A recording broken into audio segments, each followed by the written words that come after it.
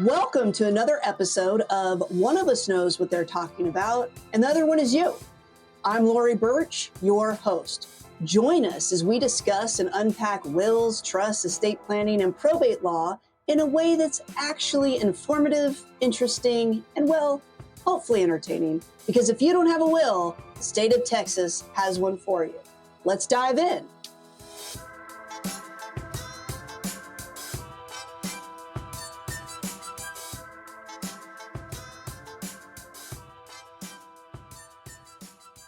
So let's get to it, shall we? Yeah.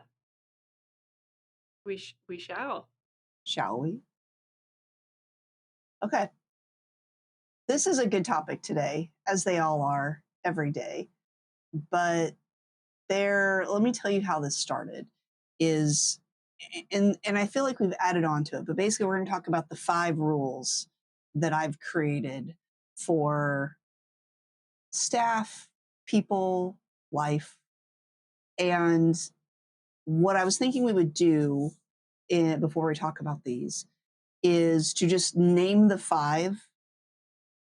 And if you're listening to this, you need to understand these are tongue-in-cheek, okay?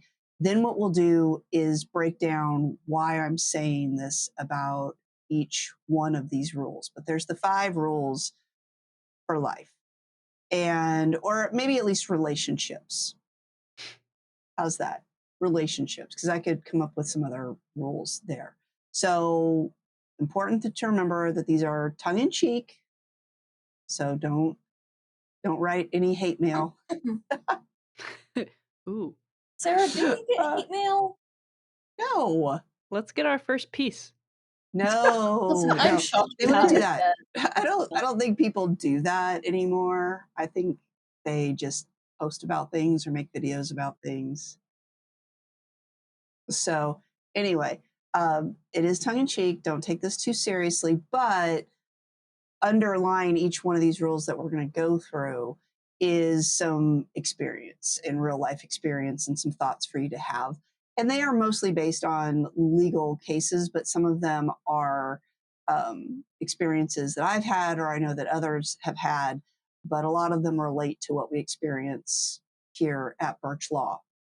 And the impetus of really starting these rules is because somehow when I really started growing the practice, I started hiring or started having to apply, and those were the ones we chose, fairly young people. Early mid-20s, or at least that's how they started out. And so, I had just a wee bit more life experience, relationship experience. So I started with these rules. So overview of the rules, tongue-in-cheek, we're going to go back and break them down because they are all based on some real actual examples. And I do expect class participation when we go back and talk about these. Okay. And then I believe Sam and Sarah have some other life rules or relationship rules that they have no business establishing or making, but they're going to. But I've been told none of them involve a dream of becoming a DJ. Correct. All right, the 5 rules. Already Number Sarah's 1. one. Thanks for talking over me, Cynthia, with the most important part of this. All right, let's start again. All right, the 5 rules. Number 1, don't get married. Number 2, if you do get married, don't get divorced. Number 3, if you think you're going to get divorced, don't have kids. Number 4, in a blended family situation, and if you have stepchildren, just let them get your stuff. And number 5, don't change your name. Got it? Got it. Got it. So let's start with the first one. The first one was what?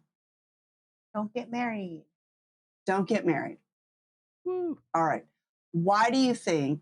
Now you've heard all the reason why I wanted to go through all 5 rules, so you knew other things were coming and nobody was going to be like, oh my gosh, he's saying don't get married. What, based on your experience at Burch Law or personal experience, which I think there's very little there, do you think would be the justification for one of the rules of being, hey, just don't get married? Nothing. Maybe Dead air. rushing into it. Maybe it's a mistake. Sarah always looks like she's gonna say something, Sarah and then like she leaned doesn't. forward Always. and opened her mouth, and I'm just like, This happens every week. You're just, you know what it is? You're a mouth breather. And so you're breathing, but it looks like you're about to say something. you also Yeah. It's Or like you this, like you lean take a towards breath. the sink, but you're doing it towards the mic, so it makes it look like you're about to it makes us speak. think you're about to share something, and I was like, this is going to get interesting. I don't wanna- You're like the visual representation of Grant responding to something in ReCentral, where it's like typing, stop, typing, stop, typing, stop. And then there's never anything actually submitted except like 10 minutes later. And it's like 2 sentences. It's not even that long. Like, why did that take that long? Mhm. And so that's what yours like. So we're all waiting for you. All right. Don't get married. So obviously tongue in cheek, right? I've tried to establish that, but you've heard the other rules. So you know that there is some allowance for getting married. But interestingly enough, the other married person here is the one who got to the heart of this. And that is people rush in. Yeah. Wise men say only fools rush in. And that is true. And as our dear listeners, fans know, or should know if they're listeners and or fans or both, we deal a lot with the LGBTQ community. And this was something definitely when marriage equality passed. Hopefully we have to keep that, by the way. But when marriage equality passed, there was just a flood of, hey, should we get married now? And just because you can get married doesn't mean you should. And now that we're in an age where it could all go away, same questions are being asked to firms like ours that have special focus on said community, where should we get married before this or that? And you know what? I mean, rule number 1 is don't get married, right? So it is something that from a legal standpoint for sure, but really, I guess if we have to talk about emotions and feelings and other things, it's Gross. very hard to be untangled from. Yes. And so that's why reason number 2 is if you do get married, don't get divorced. But we'll get to that a little bit more when we flesh that out. But the idea is really to go into getting married very purposefully, very knowingly. And again, this is just input. You can take it or leave it. It's just, rules for life, for relationships that you can take or leave. But far too many, and I think that younger generations are actually being a little bit more discerning about this. It's not always going to work out like Cynthia and Luke, where they have a shotgun wedding. No, I'm kidding. Oh my gosh. Lori Louise. That was only in my dream. Okay, that was That only was in my only dream. in your dream. But they did know each other since they were like embryos, essentially. But how long did you all know each other before you got married? Before we got married, we were about, I'm gonna say 12 and 13, and we got married at 25 and 26. When did you guys start dating?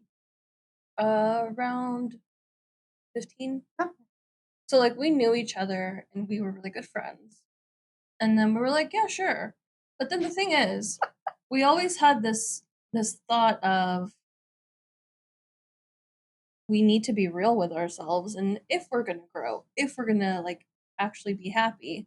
And so like we did a long distance thing. We hated it and like got married. Planned a wedding in 6 months. Don't recommend, but kind of do. Because then you just get it over with. But it is the most stressful thing ever to plan a whole ass wedding in 6 months.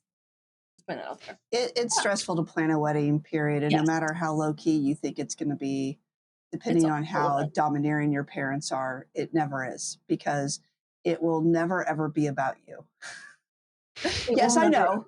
It's your wedding, air quotes, but your wedding will never ever be about you. And actually, one of the reasons I say that is when I get to the next point of don't get divorced, and I'll speak a little bit as safely as I feel like I can. about being a child of divorce and why I feel strongly about what it's like to experience that. But yes, so the other thing that I have a couple things that I think you should do before you decide to get married. One, I think you should hear them eat a bowl of cereal. Yeah. And then when you listen to them eat a bowl of cereal, you need to tell yourself or ask yourself, ask yourself if that is something that once they're not as cute anymore, that you are good listening to that sound the rest of your life. It doesn't mean you have to like it. No. Right? I'm not saying that like, oh, I love the way they eat cereal or it doesn't bother me. It will bother you at some point. It will. You just have to decide, is that something that I can just deal with? Okay. The other thing is, I've had this theory, do any of you watch these dating shows, like especially the ones that end up in engagement, like The Bachelor, those, not a sponsor. You didn't watch those? So Yeah. that's fine. But, it's not like, what bothers me about it is I feel like anybody could fall in love if they're in like the most Absolutely. beautiful places on earth. They've got food and adventure and activity, all of that. Like, again, like who couldn't feel like this is my soulmate? I feel like they need to do a little bit of like a Bachelor and Survivor, or that show Weakest Link that they had, or well, not Weakest Link. What was the one where they would go? It'd be two people, and it could be friends or married couples or siblings, and they had to go on like excursions and do Amazing Race. Yes. Okay. So I think they should do like a Bachelor and Amazing Race before you get married. Yeah. And like they need to go on a trip where one loses the luggage, or where a flight's delayed, or Or like where somebody, So Amazing Race. well, no, where you booked the wrong flight to where you have to get like on a bus to another town God. to get the airport there. Or how about you move together, move like a 3-bedroom apartment. moving together. What are other good things that bring out the worst in people? Doing the dishes, loading the dishwasher. I feel How like you load the sleeping- dishwasher. I How feel you like load it. sleeping would Yeah. be a big one, right? Because you're going to be potentially sleeping next to this person for the rest of your life. So if you Not have- necessarily. that's why I say potentially. Like they could be kicking in their sleep, and like if you can't handle that for the next 40 years, What if they have like, night terrors and scream? Yeah, they see the demon in the corner of the room. Yeah. You never know. A show what I find interesting, going back to Bachelor, is that a lot of them will break up like a year later. Yeah. But Big Brother, that reality show, has the most like stable couples that are still together, because you're spending possibly 90 days Yeah. in the house with somebody 24/7. Yeah. Not having a good time. And here's what I want to say is the idea of them coming out of that and doing well with each other and getting along during the process is not the test. It's to see if you can still love and care about that person afterward. Because I'm going to tell you right now, I would venture to say that I think you all probably would agree that Kimberly and I are a very well matched couple. Yeah. A lot of stability there.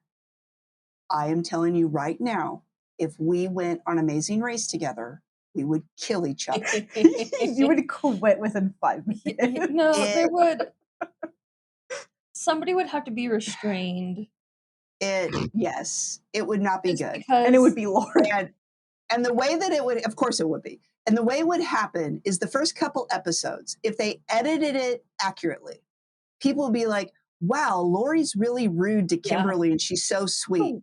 And then there's going to be this tipping point where they're like, oh my God, we completely understand why Lori reacts this way and why she can't handle it. And I did a lot of Team Lori. They'd still be like, but Kimberly's so sweet. Like it would still, I still would lose in public opinion, I think. Yeah, but I'd get a few more people on my side. Whenever I first started working in this suite, that was a big thing for me. I'm like, wow, Lori is so mean to Kimberly, and Kimberly's just giving all these really helpful suggestions. She's always just like the nicest, wanting to be helpful. And then I was like, wait, that was not the best time for that to be brought up. Wait, isn't That's Laura what it doing always a is. webinar? Why did she wheel the baby in behind her? Yeah. Wait, did Her, she just, like, bang on the she has no Yeah. concept of timing. And she always has like the best ideas and brings them up at the You're worst and great. most inconvenient times. But Yeah. if you want anything done, like any project done, just give it to her and it's going to be done in like that. Like, it's not even humanly possible, I think, the way that she gets things done. But Yeah. anyway, so my point is I think this would be a fun show. So I don't know why nobody has created this. But what I'm telling you, as far as the advice of don't get married, I don't want to say just because you don't get along in those situations, it doesn't mean that you should not get married. It just means, what did you do with that information? How did you handle that? How do you feel about that person now, knowing that you've seen them at their worst? And can you deal with that the rest of your life? That's my thoughts. So let's then do an easy segue because it's somewhat related. Is rule number 2: if you do get married, don't get divorced. And the reason why, number 1, is about don't get married, haha, but being very purposeful and intentional about getting married and having realistic expectations, is because divorce is terrible. It sucks.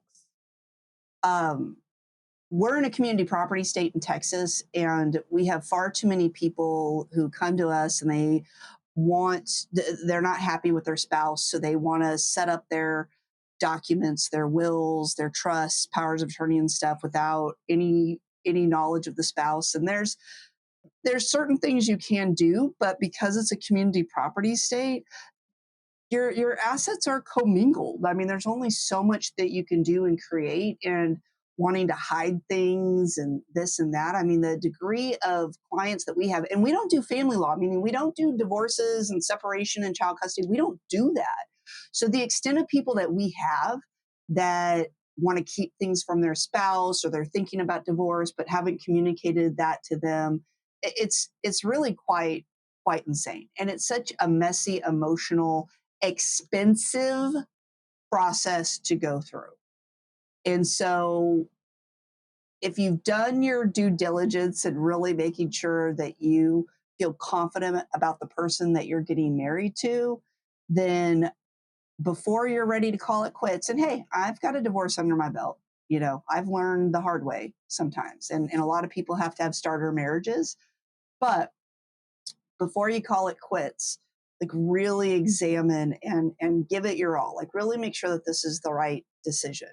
Uh, Counseling, talking through things, anything that you can do, because it really causes problems. And I guess if we were a family law firm, we'd be like, oh, but then get divorced, it's fine because there's a lot of money in it. But we don't do that. We're on the side of things where we either like happy couples or we like happily divorced people. Yeah. And when I was first doing this practice, I remember one of my early clients that was a married couple, and I was in my 20s, not married, no kids, nothing like that. So it was a new world to me. And my first client got divorced and sent me an email. So she said, hey, I'm getting divorced. I need to update my stuff. And so my immediate response was like, oh, I'm so sorry to hear that.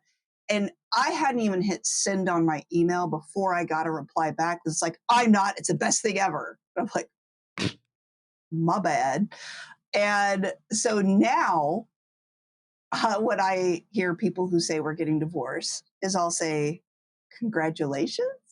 But I'll say, I know no matter how this may have needed to happen, that it's not an easy process to go through. And I wish you the best, because of all of that. But yes, do any of you want to offer input, thoughts, things that you've seen from knowing that, number 2, we'll get to kids of divorce, but knowing just the idea of a relationship or marriage dissolving, whether it's with the practice or your own limited experience? That's really for Sam and Sarah, because Yeah. Cynthia's lived 100 lifetimes. Well, and also I worked in a family law firm. Anyway, but back to with one of the things that you said about counseling and about trying to see if you can work things out. I feel that a lot of people get into a marriage thinking every day is going to be super, super easy, super fun, this, that. It's like, no, it's great, but you also do have to keep working at it every day. Like, you have to choose to be there. You have to choose to, like, do the things to help both of you. And I think that's one piece that a lot of people gloss over. And so it's really think about it before you get married, but also when if you're going to get divorced, just don't be a butt. Like, don't be mean. Like, notice or realize, Yeah. accept that you made a mistake. You both did. There's no finger pointing. You both got into this whenever you probably weren't ready, probably shouldn't have. And here we are.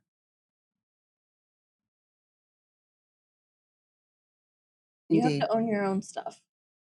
Own your own stuff. Self-awareness, emotional intelligence. Make it happen. Sam, Sarah, anything? You don't have to. Now Sarah's going to do the whole thing where it looks like, sounds Yeah, like. you did like lean in. You Like, did. You I know of divorced people, but that's all I have. okay. Yeah, same. I'm not a child Okay, of very divorce. good. I don't have any. All right. Well, I was gonna save that till Well, whoa. Good segue. okay, yeah, segue. So rule number 3. If you think you might get divorced, so you're ignoring the first 2 rules, and that is don't get married. Number 2, if you do get married, don't get divorced. But yet you have found yourself getting married, but you think you might get divorced. Please, please don't have children. For a lot of the aforementioned reasons, it and I'm not going to use too much of my personal experience since both of my parents are still alive. So catch up. We'll revisit this another time because they're avid listeners of the pod. I don't even think either of them know we had a podcast. We have a podcast. Nice. And I'm not going to fault either of them. Divorce is not when you're at your best, and so then when kids are involved, and I wasn't in one of those situations where I would say I've really felt like I was used as a pawn in the divorce. It's really more the difficulties I've experienced since then and growing up and divided loyalties and the visitations and the this and the that. And um, of course, good things have happened. I've never have had most incredible stepdad who passed, and then of course now because he passed, another incredible stepdad. Um, not saying the other way though.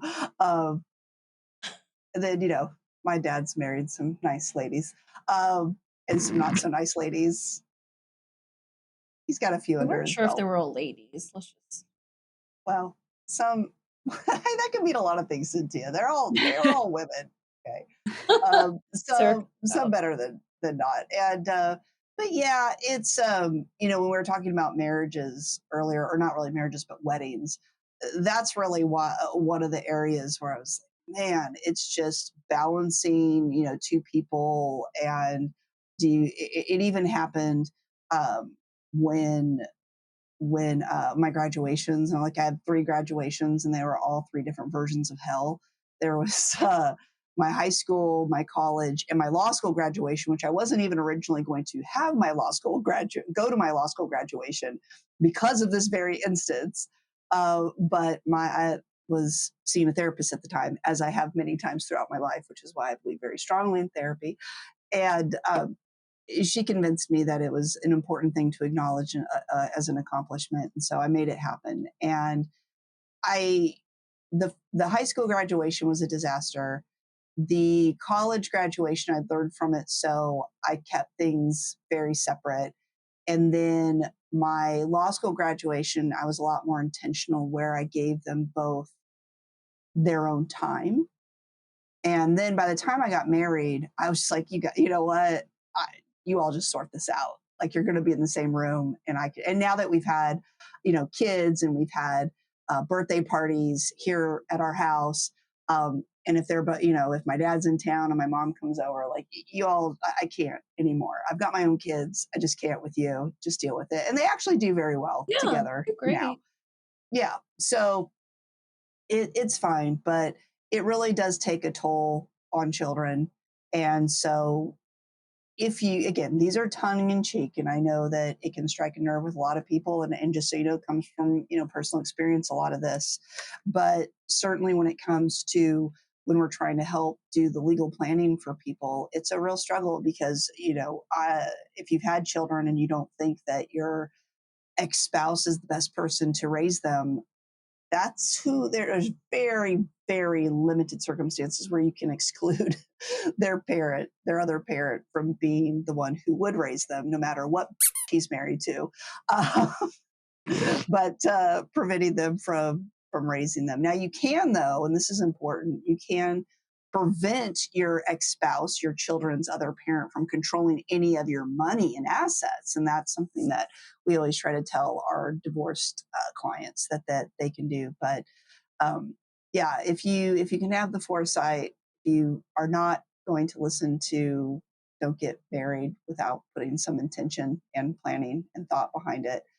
And if you do get married, but you feel pretty strongly that you're not ever going to get divorced, you're in it to win it, War of the Roses style even, then if you're in the third camp, you've ignored the first two rules, then try not to have children. Just try not to procreate. It's very hard on them. Anybody else want to contribute? Yeah. One of the biggest things that I feel like, okay, my parents will never listen to this podcast. They don't know I'm on it. So I don't care. They should never have gotten married, period. That's just full stop. However, one thing that they did that was good for me and my brother is my brother and I are 10 years apart. They waited until I was legally an adult to actually go through the divorce process. To where for them, the community property stuff was one thing, but at least we didn't get put in the middle of it. Like custody, going back and forth, hearing like a lot of like the horror stories I heard from like friends growing up or people that I know, like they would hear their parents fight about what was going on, like in their court matter. And it's like, I appreciate that that didn't happen. Like, Yeah, like and let the kids know. I'll share this at a risk that it'll come back to haunt me. But I mean, I was 7, 8 years old, and I remember whenever I would go visit one, I'm not going to say which parents, so we'll do that. I do know when I was going to go visit one parent, I was told all the things I could and couldn't say. And then when I would visit the other parent, I'd be pumped for information because they had a very contentious divorce. And so that was pretty difficult. I was 8 years old, and it messed with me a little bit, having to do that. I also, being that age, I remember vividly fights. I can see them. I can see where I am in the house. I can hear my mother's voice. I saw these fights play out. So to this day, 40 years later, I can still recall words and feelings and scenes of what played out. And I don't think any of us want that for our kids if we can avoid it. Whether it's avoiding getting divorced or avoiding having kids if you don't feel like you're in a good relationship. All right, let's move on to the next one because this is a real downer for me personally. I should have thought about that before we ventured into this, but it's okay. I mean, we can be somewhat serious sometimes, right? But it is the ultimate. One of us knows what they're talking about, and the other one is you. Like, here I am speaking to this from personal experience. All right, so number 4, this has come more from strictly the estate planning piece. Although because I've dealt with blended families and personally, it's come up. But the thing is, my family has never been it's just have it. Like, no, we're all good. All the stepkids, all the step siblings, like everybody really, really gets along. So I can't draw from some of the experiences that we've seen. But the rule number 4 is if you have stepkids, just accept the fact that they can inherit your stuff. Now, again, caveat, tongue in cheek, we do know that there are, reasons that you want to make sure that you preserve wealth or you have a financial obligation to your own children versus the children of who you're getting married to. Like, we get all of that. But what some people quite often, they don't want to do the intricate legal work that it takes to make sure that you can enforce that. And because we're in a community property state, it really, to keep assets separate, previous, but certainly once you're married, the best way to do that is with a premarital agreement, or if you're already married, a postmarital agreement, because it makes it very hard to say, well, I want this to go to my spouse, but I don't want it to go to his kids, or something like that. A scenario like that, that's very cumbersome and very restrictive. So how do you do that? Well, he can have it, but it can be in a trust for him, and then when he passes away, the trust is going to go back to my kids. Okay, so who's the trustee of that trust? Is he the trustee of that trust? Well, sure. Okay, so you trust him to make, not to use up all your money, so there's something left for your kids. Well, no. I'd rather have a different trustee. Okay, so you want your husband to have to be able to pay bills and pay the mortgage by going to someone else for having access to money. It's just, on and on and on, these kind of scenarios. They don't make it easy. It makes it very difficult when you're trying to slice and dice who gets what. And once you're gone, who gets what, with 100 different scenarios that can play out if you're the first to die. And so, again, another kind of one where it's like, if you want things to be as simple and as straightforward, which is actually the number one thing we hear from 99% of the people who want to get their will or trust done, wanting to make all these caveats of who gets what and when, it makes it very difficult. And for those who are just like, you know what, it's fine. We're not going to do the pre or post marital agreement, because that may feel like a complicated estate matter to do, but it actually makes your assets very simple when it comes to division. So if you're not going to do something like that, it really is just going to be much simpler and easier to just say, you know what, I'm gone. Let's divide it up. Let's divide it up this way. And not try to overdo it and overplan. Or, there's other strategies where if you've got a life insurance policy that you can just designate a beneficiary on, if the kids are adults, maybe you can do it that way. But again, if you're in a situation where the money that you have, you would want your surviving spouse to be able to use it, that's where it starts to get really sticky. Where we don't see this as much of an issue is when people get remarried later in life and they have adult children. If we use the premarital agreement especially, that's a little bit easier. But when they have like a his, hers, and ours scenario, that can get a little tricky. And I think it's good for couples to have that talk with each other before they meet with an estate planning attorney.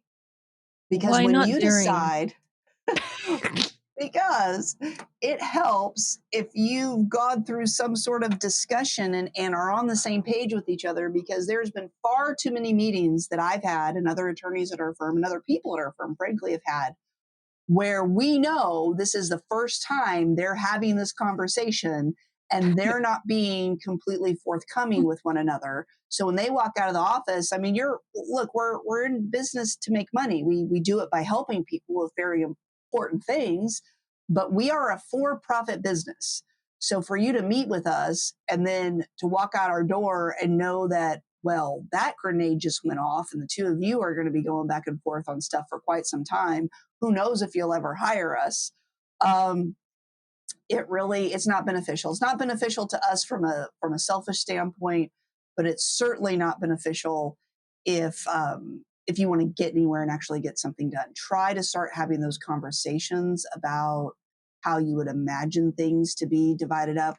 Even if you don't have kids and even if you don't have a blended family, still a good idea to talk about it before rather than during your meeting with somebody.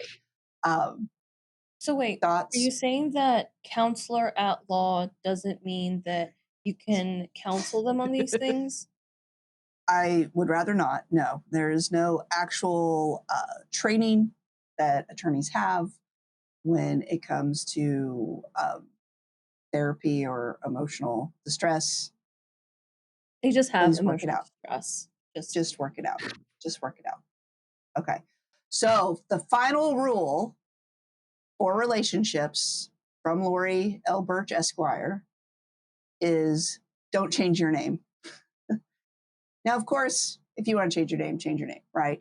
I just put this here because changing your name, the legal mechanics of changing your name. So if you want to go through a legal name change, that's really easy. You go to the court. It's one of the few things that are pretty spelled out without even needing an attorney. Or if you're doing this because you got married, just take your marriage license and social security driver's license that, you get that changed. It's all the other stuff.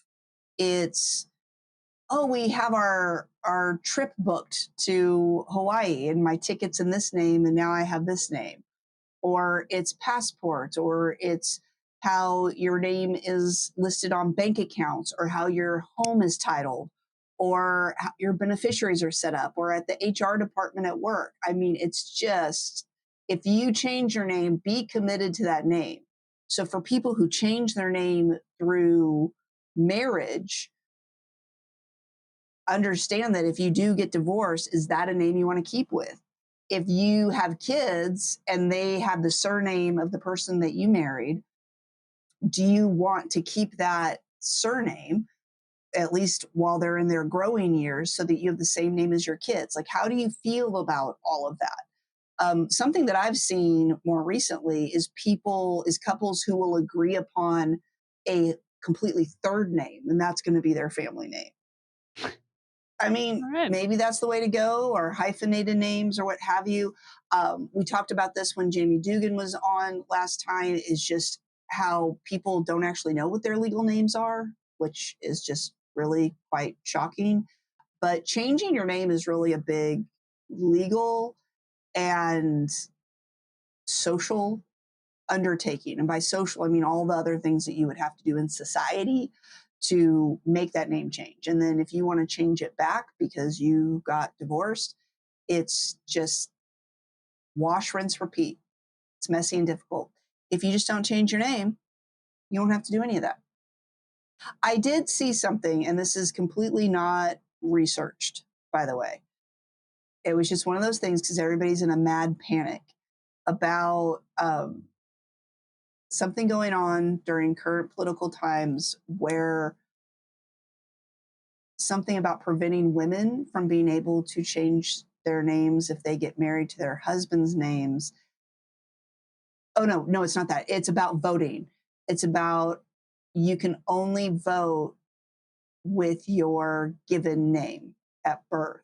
So, because customarily women usually are the ones who change their name to their husband's name, they would, unless they go and change their birth certificate, they wouldn't be able to vote. I don't even want to take the time to like break this down All because I right. don't know it's even slightly legit or not, but I did see something about it. And since we're talking about name changes, I just had to bring it up. Sarah. Fingers crossed, I guess. That's all I'm thinking. I don't know. Yeah. It's a Are you little out planning on there. changing your name anytime soon? Well, I guess. It's Oh, not. I guess it is the same as birth. Yeah. Yes, Sarah. Sam's isn't the same though, right? Oh. Well, she's Or is it legally also changed? It should be legally changed. I would hope so. But what's on your your birth parents just certificate? decided to just The say fact it that was you're not different. sure, it just proves the point of what we do with I God's like if you ask me where my birth Man. certificate is, I genuinely don't know. Well, your I birth guess- I'm certificate's guessing it's gonna at my say parents. Walsh. Yeah, but I don't know if they like Oh. officially changed it Yeah. when they got married. Also, another thing, people don't realize all the stuff you have to do to update your social security card, update your driver's license, and like do all the little things, even with the marriage license and everything. If you're going to undo it, it is a pain. Yeah. Having talked to people through the process several times. Good luck. What if you just so what if you just keep your previous driver's license and social security card when you change it back and you just throw away the new ones, but Hey you use the Sarah, old have ones? you gotten a new driver license recently? Say it wasn't expired. You Yes, know, I when have, to answer your you question. go and hold on. I guess you can renew yours online. Must be nice. Yeah, must be nice. But whenever you go in person, they take your old one and they cut the top. Yeah, they do like a little corner cut. Do they really? Yeah. Well, Yeah. when you go in Because person. you can only renew, unless they've changed it, you can only renew online so many times until you do have to go back have to go in in. person. Mm-hmm. You probably haven't all the lived time. long enough to know that. Nope. Yeah. But I always do. I always want to keep it because, a little well-known fact about me is I'm photogenic. And so all my Oh, driver's same. license pictures are really good. So I want to keep them. I lived out in DC when I went to law school, and I didn't know whether I was going to stay out there. So I kept my Texas driver's license. And then I finally decided, well, it seems like I'm going to stay here. And so I had just gotten my Virginia driver's license. Great picture, by the way. And it was just a couple months later. When my stepdad had passed, and I decided I'm going to move back to Texas. So Wow. I didn't get to have that one too long. But anyway, yes, it's a big pain to change your name. So those are the 5 rules for relationships. Take it or leave it. But I think while the main headline of each rule may seem a little drastic, hopefully our discussion of it will give people some more thought as to how they decide to navigate life, and certainly how they decide to navigate relationships when it comes to their estate planning. With that, I believe that Sam and Sarah have their own rules for something. Or Yes. some. Yes. 5 Okay. rules for new couples. So you also have, for new couples. Right. New couples. For new couples. Okay. Yes. Okay. The first one is tell them you're afraid of commitment. Play hard to get. Excellent plan. Yes. And then number 2, what you want to do is you want to show up at their residence at 3 a.m. every 3.5 nights so they know who's in charge.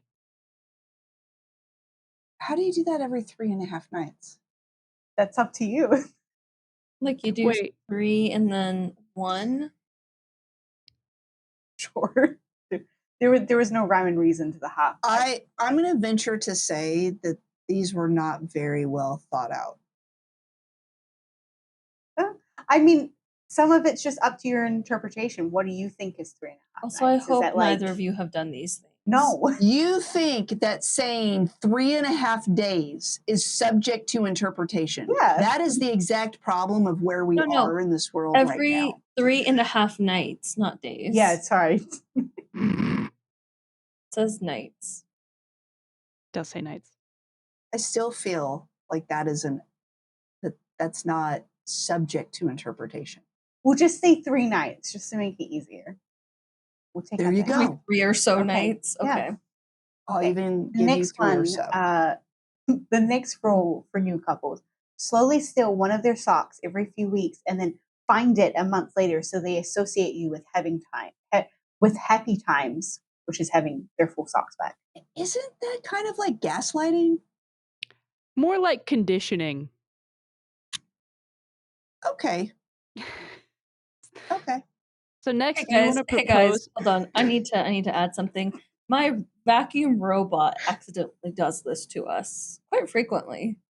And you've kept as a worm, so Yeah, but it does frustrate me more than it makes me happy to find the dirty sock. fair. That's Yeah. fair. Why are socks on your floor? That's something that I Because my ask husband, all the because time my at my home. not me. It's my husband. I will throw him under the bus. They're his socks. Rip. Okay, next, you want to propose on the second date to show them that you are committed after saying you're not. Do a full 180. Okay. And then the last rule for new couples is to make them sign a blood contract. What exactly is a blood contract? You make them sign it with their blood. But And what does is the it contract just, say? That's up to you. but is it Rats. written in blood and they sign it in blood? Can we use just ink that looks like No, it's blood? got to be blood. It's not a blood contract if it's not blood. I think If it just it's has written to in your at least blood, could be that be a signature. holographic will? Well, if you Ooh. write it, it has to be in your own hand, but if it's in your blood in somebody else's hand, I think that takes away from the holographic What if nature. somebody cuts off your hand and then writes a will with the hand, with the blood from your hand? You tell me, counselor. I think we'd have to litigate it. We don't do that, we'd refer it out. Oh, we certainly would. We would look through our little Rolodex, which is an old-timey expression. We don't actually have We one. need But we one. look through our little Rolodex and find an estate planning and probate firm that we like the least. Yeah. I would just like to say that my 5 rules were all fact-based on actual life events or experiences.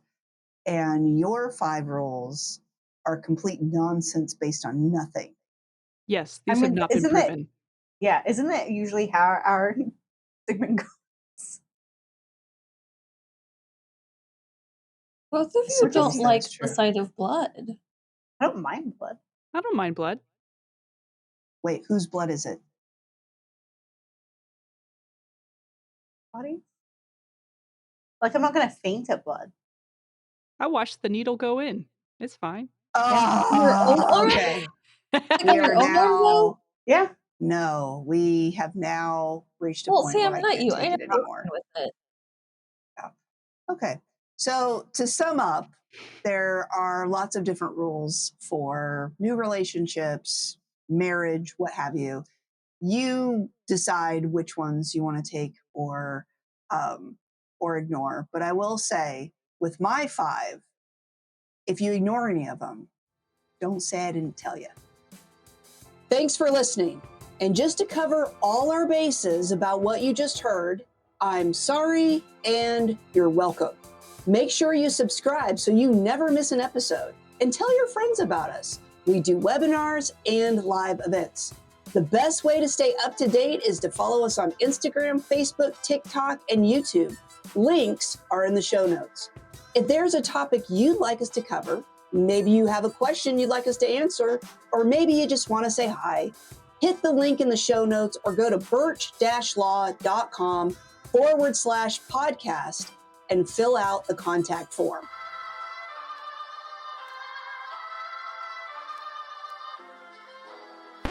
Much better. Yeah, I thought that had a lot of energy.